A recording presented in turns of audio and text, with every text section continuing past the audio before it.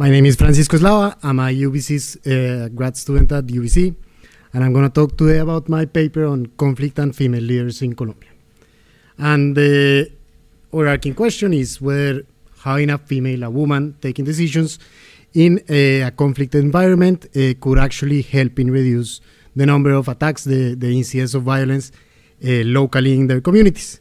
Of course, in this audience, I don't need to motivate with how important and widespread conflict is, but let me say that there's multiple hypotheses from different fields that suggest that women could actually have the tendencies to help in reduce conflict, in reduce violence. These hypotheses range from differences in preferences to gender gaps in negotiation styles or the different policies they may enact. What I'm going to do in this paper is by studying the Colombian conflict, which is the map that I'm showing here, try to give an empirical answer to that question. And there are many reasons why I think the Colombian conflict is especially suited to answer this question, but let me focus on two of them. First, the fact that despite being a very long and quite intense conflict, it always happened in a context of democracy, of sustained democracy, which I'm going to use as a part of my identification strategy.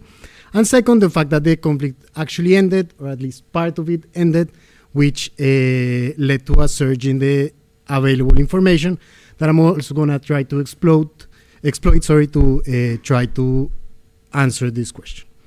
And then I'm not going to go much in detail into the conflict. Let me just highlight that there were multiple actors here. I'm going to focus on two: the local rulers, namely the majors in this conflict, the local majors, and the guerrillas, which were one illegal organization where I'm going to be able to have more information, precisely because they were both the largest and the ones who demobilized and where information became available. Now, I'm going to proceed first to try to estimate the effect of female political leaders on conflict violence. And to do so, I'm going to basically use a regression discontinuity design where I'm testing or using the quasi or the close victory of a female candidate as my source of identification. And the results are on the plot on the left-hand side of the center column. They show a decrease in the number of conflict events, which amounts to a 60% decrease in conflict, decline in the number of conflict events. Now, this is true for different conflict metrics and for different identification strategies. Basically, the takeaway from this first exercise is that after the close victory or after the victory of a woman in local politics, the number of guerrilla attacks, the guerrilla violence in that community declined. Then the second part of the paper, or the second angle that I'm going to follow here, is to try to study these guerrilla groups, and in particular try to study the effect or the correlation between female guerrilla commanders and local violence. And why is this important? I think because it's going to give us a broader understanding of the effect of female leaders, not only female politicians, not only closely elected majors. And to do so, I'm going to first build a data set that's going to be part of the contribution. The data set's going to allow me to locate the different units of the guerrillas. I'm happy to discuss this in further detail afterwards, but the different units of the guerrillas and the gender, the presence of female commanders in the guerrillas. And then first start in this first exercise showing that the presence of female guerrilla commanders is also correlated with lower levels of violence. And then using the sample of closely elected female majors and these female guerrilla commanders, show that there are this kind of strategic complementarities between female leaders that lead to even lower violence. Then, and just to wrap up here quite quickly, I'm going to try to understand what's going on, what's happening, why is this declining violence being observed.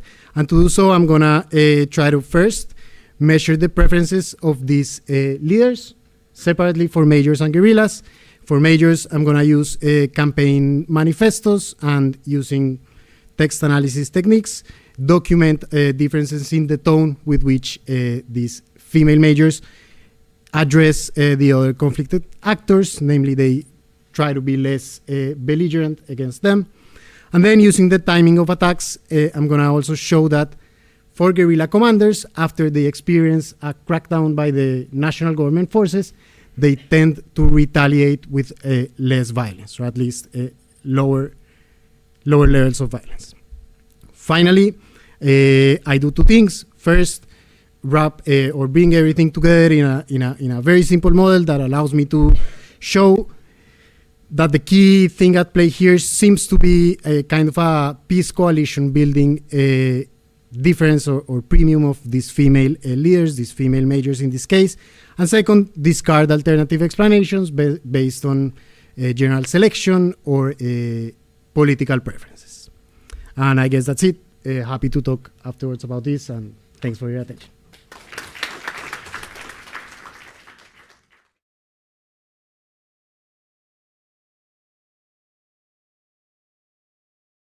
Hi everyone, so I'm a postdoctoral researcher at Nova, and this is like one of my PhD chapters where I look at the indirect effect of conflicts on households through migration networks.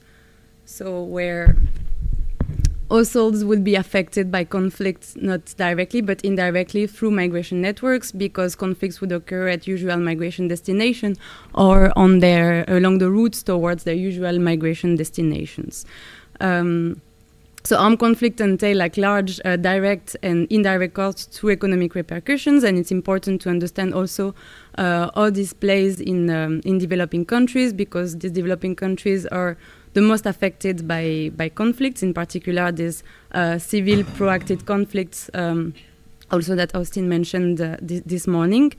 So it's important to understand how this affects pathways out of poverty, and also the ability of this of households to cope with other type of shocks and other risks, in particular climatic risk that are also affecting disproportionately developing countries.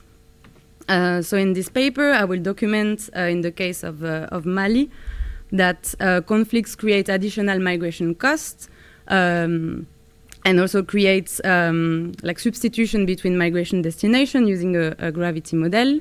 And then I will also show that in the end, with a like reduced form impact using like a Bartik also style of regression, definitive, that this in turn affects like households' ability to cope with climatic shocks, affects consumption and food insecurity by reducing availability of migration as a coping strategy. So this is in the context of Mali and the Sahel, with a conflict that lingers since 2012, following a Tuareg-led rebellion in the north of the country that then spread to the center of the country, in particular in the borders area with Niger and Burkina Faso, and civilians are the first targeted by this conflict. It's 40% of events target civilians. And so Mali, it's a country where migration, in particular internal migration, is very important for the livelihoods of rural households.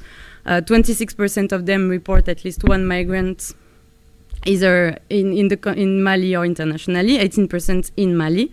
And transfers from migration are also an important source of revenue, especially seasonal migration for households relying on agriculture.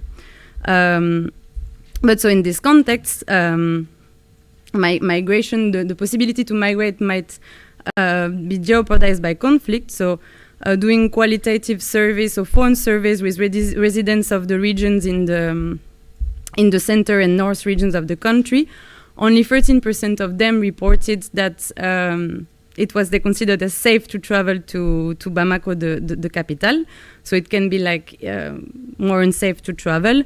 But also doing qualitative interviews with transport companies, it reveals that they would interrupt some transportation lines or reduce the number of stops that they do on the way. So even if it's still a possibility, it would like make the migration journey more costly and unsafe. So I'm using two sets of migration data for this survey. One is like the stock of migrants with specific destination data, so it's also data collected by the Statistic Institute between 2011 and 19. And another is on like seasonal migration, so it's high frequency migration data based on household members that are reported as having less the households in between quarters, but without destination data. So using the stock of migrant data with the destination information, I can estimate like a gravity model where we look at the effect of conflict on destination and on routes to specific destination on probability to migrate to a specific destination. And so the way I measure conflict on the routes to destination is using the coordinates of a given locality and using the coordinates of each of potential internal migration destinations, so each of the 9 regions of Mali. Looking at the roads between this origin locality and each of these destinations and taking a buffer of 5 kilometers along each of these roads and considering conflicts that then would happen like in the pre-harvest season, so that would affect just before most of the migration in the post-harvest season, how this affects probability to migrate. And so using this bilateral migration data, I find like about 50% elasticity of transfer of probability of receiving remittances from a given destination to road conflicts, and about 70% elasticity of probability of having a migrant to a given destination. But that's with like origin by year fixed effect, so there is like strong substitution between migration destination. Then looking at the overall effect with the with this shift share design, where like each potential destination and route is weighted by its like share of migrants that were going to this destination in 2009 before the conflict started. I see a strong reduction in post-harvest departures that is happening for the richest households and happening for the poorest households, but only in case of droughts in the past growing season. So suggesting that also conflict reduce the opportunity to use migration as a risk coping strategy for these households in case of droughts. And this also results in a decrease in consumption expenditures and increase in food insecurity in cases of simultaneous localities affected by road insecurity and droughts in the past growing season. And this could be also partially be explained by trade networks, because we see that also like consumption prices increase when there have been conflicts on the road networks in the past 6 months before the survey.